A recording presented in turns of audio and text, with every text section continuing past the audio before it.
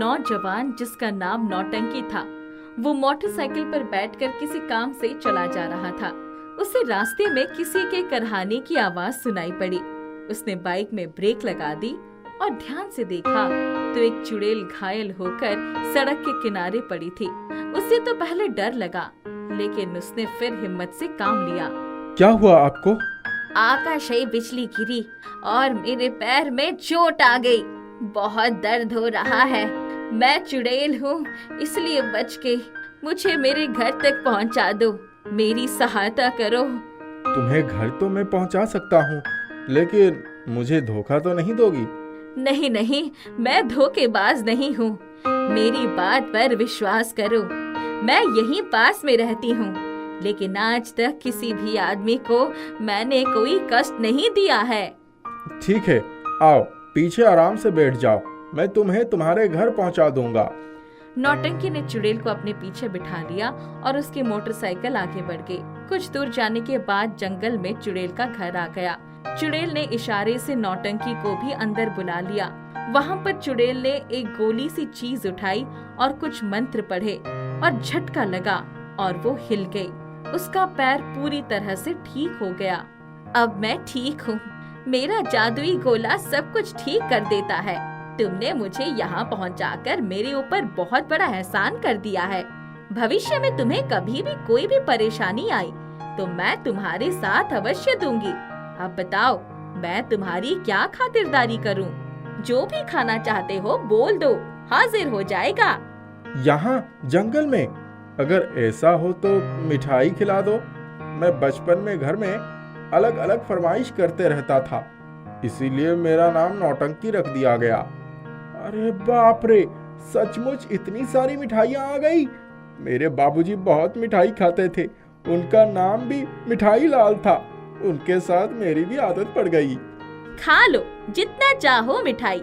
भविष्य में भी जब कभी मिठाई खाने का मन करे तो यहाँ चले आना। नौटंकी ने खूब मजे से मिठाई खाए और मन ही मन चुड़ैल को दुआएं देता रहा।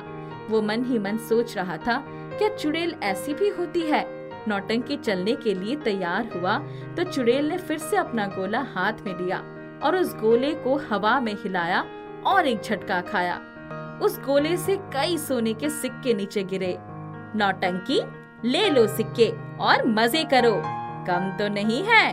अरे ये तो बहुत ज्यादा है। किसी ने सच ही कहा था, कर भला तो हो भला। इतना बड़ा भला होगा ये मैंने नहीं सोचा था। आपने तो इस मामूली नौटंकी को राजा बना दिया। नौटंकी, ये लो एक चांदी का सिक्का, हमेशा अपने पास रखना। ये जादुई सिक्का है। जब भी कोई मुसीबत आए इसे हाथ में लेकर मुझे याद कर लेना, मैं आ जाऊंगी। नौटंकी जब अपनी मोटरसाइकिल स्टार्ट करने गया तो वो स्टार्ट नहीं हो पाई। पेट्रोल खत्म हो गया, अब तो पैदल ही जाना पड़ेगा। मेरे होते हुए तुम्हें पैदल क्यों जाना पड़ेगा? अब फिर से मुझे जादू गोले का जादू दिखाना पड़ेगा। इतना कहकर चुड़ैल ने जादुई गोला उठाया और एक झटका खाया और आश्चर्य की बात, मोटरसाइकिल की टंकी में बहुत सारा पेट्रोल आया। नौटंकी के चेहरे पर मुस्कुराहट आ गई। वो मोटरसाइकिल पर बैठकर बड़े मजे से आगे निकल गया। चुड़ैल से ढेर सारा सोना पाकर नौटंकी की किस्मत ही बदल गई। उसने मोटरसाइकिल की जगह पर एक कार खरीद ली। बड़े ठाट बाट से रहने लगा। उसे एक दिन फिर मिठाई खाने की सूझी और चुड़ैल से मिलने की इच्छा भी थी, इसलिए वो जंगल की तरफ कार में बैठकर चल पड़ा। बीच रास्ते में जंगल के अंदर उसे दो बदमाश दिखाई पड़े। उसे बड़ा आश्चर्य हुआ। वो बड़े ध्यान से उसे देखने लगा। उन दोनों ने इधर उधर देखा और आगे बढ़ गए। नौटंकी ने छुपकर देखा तो वो दोनों बदमाश चंदन का पेड़ काट रहे थे। नौटंकी समझ गया ये दोनों चंदन तस्कर हैं और चोरी से चंदन ले जाकर बाहर बेचते हैं। जंगल सरकार की संपत्ति है, ये राष्ट्रीय संपत्ति का नुकसान कर रहे हैं। इनके खिलाफ सख्त कार्रवाई होनी चाहिए। अचानक एक तस्कर ने नौटंकी को देख लिया और दूसरे ही पल दोनों तस्करों ने नौटंकी को दबोच लिया। अरे बाप रे, हे भगवान, सामने शैतान, कैसे बचे ये नादान। अरे तुम लोग रुक जाओ। तुम कौन हो? कहाँ से आए हो? नौटंकी, नौटंकी मेरा नाम है। तुम लोग जो कर रहे हो वो गैर कानूनी है, तुम्हें सजा मिलेगी। ऐ, हम लोग तो जो करेंगे सो करेंगे, लेकिन अब तुम्हारा क्या होगा? तुम हमारे लिए खतरा बन सकते हो। अब तुम्हें रास्ते से हटाना होगा। अब मैं तो दूसरे रास्ते पर चला जाऊंगा, लेकिन मैं जानता हूँ तुम लोग ये रास्ता नहीं बदलोगे। नौटंकी ने ऐसे ही चांदी का सिक्का हाथ से घिसा। पास में आवाज आई और चुड़ैल हाजिर हो गई। अरे ये कैसी नौटंकी चल रही है? चुड़ैल रानी देख लो, नौटंकी के साथ ये लोग नौटंकी कर रहे हैं। मुझे रास्ते से हटाने की बात कर रहे थे। मुझे इतना डराया है कि अभी भी मेरा सर चकरा रहा है, ठीक से कुछ नजर भी नहीं आ रहा है। ये लोग अपनी भाषा में कुछ कह रहे थे, ऐसा लगता है ऊपर भेजने का प्लान तैयार कर रहे थे। नौटंकी घबराओ नहीं, अभी मैं इन्हें मजा चखाती हूँ। अब इन दोनों को बड़े घर जाना होगा। चुड़ैल ने जादुई गोला निकाला और झटका खाया। दोनों चंदन तस्कर तेज झटका खाने लगे। दोनों का सर आपस में टकरा गया और उनको चक्कर आ गया। नौटंकी को मजा आ गया। बहुत टिपर टिपर बोल रहे थे, अब सारी हेकड़ी निकल गई ना। नौटंकी तुम ठीक हो ना? डरना नहीं। मैं अब बिल्कुल ठीक हूँ। इतने में एक तस्कर धीरे से उठा और उसने बड़ी फुर्ती से चुड़ैल के हाथ का गोला लेकर नदी के पानी में फेंक दिया। इसके बाद दोनों ने मिलकर चुड़ैल को बांध दिया। नौटंकी बुरी तरह डर गया। ये सब अचानक हो गया। नौटंकी यहाँ से बचकर निकल जाओ, ये लोग कुछ भी कर सकते हैं। तुम्हारी जान खतरे में है।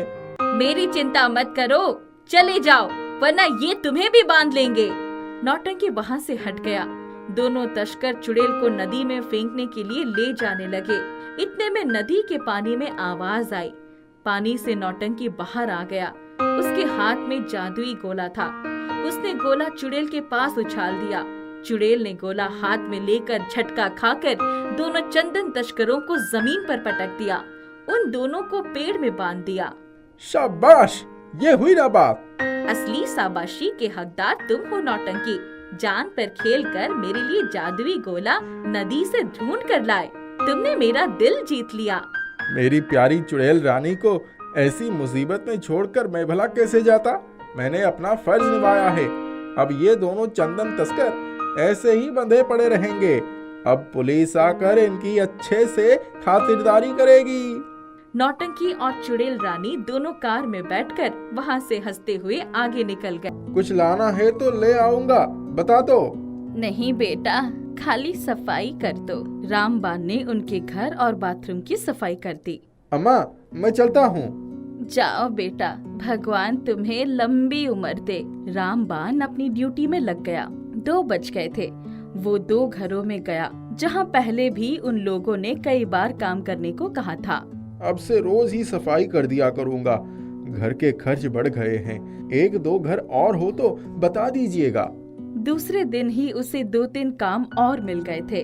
अब वो जी तोड़ मेहनत करने लगा। सुबह सुबह ही निकल जाता और रात 9 बजे तक घर आता। उसकी पत्नी चंपा अभी भी उसे सीधे मुंह बात न करती। सारे पैसे कहाँ खर्च करती राम जाने। धीरे धीरे 1 साल बीत गए। एक दिन जब राम बदन काम करके वापस आया तो उसने देखा कि चंपा का भाई मुकुंदी घर में बैठा है। दोनों खूब खुश थे। भाई आजकल तो वो मेहनत करता है, सारी कमाई मेरे हाथ में ही दे देता है बेचारा। कभी कभी उस पर तरस भी आता है। देख चंपा, तू रामदेव पर ज्यादा तरस तो खा मत। उस पर जितना दबाव डालेगी वो उतनी ही मेहनत करेगा। अगर तू यूं ही उसकी लल्लो चप्पो पर लगी रहेगी तो वो पहले की तरह ही खाली नौकरी बजाकर घर आ जाएगा। इसीलिए उस पर तरस खाने की जरूरत नहीं है। राम बदन की समझ में सब कुछ आ गया था। उसका उत्साह ठंड पड़ गया था। वो अपनी पत्नी से बहुत प्यार करता था, इसलिए उसकी हर बात मान लेता था। पर अपने भाई के कहने में आकर वो उस पर इस तरह अत्याचार कर रही है, उसे सपने में भी नहीं सोचा था। वो घर में आया तो चुपचाप कमरे में जाकर सो गया। सुबह उठा तो उसे बहुत तेज बुखार था। सिर दर्द से फटा जा रहा था। आज काम पर नहीं जाएगा क्या? दिन चढ़ आया है, अभी तक सो रहा है। पर राम बदन से उठा ही नहीं गया। वो सोता ही रह गया। एक हफ्ते बाद दोपहर को जब बुखार थोड़ा कम हुआ तो उसके शरीर में जान ही न रह गई थी। वो उठकर धीरे धीरे बूढ़ी अम्मा के पास गया। अम्मा, कहाँ हो तुम? अरे तू कहाँ रह गया था रे?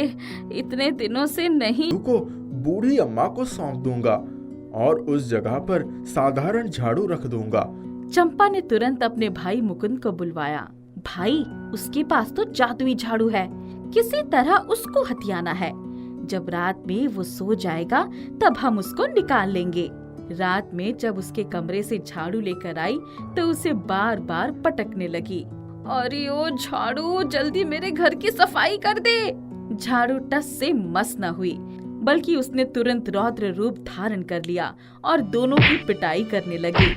मारते मारते उन दोनों को राम बदन की कोठरी में ले गई।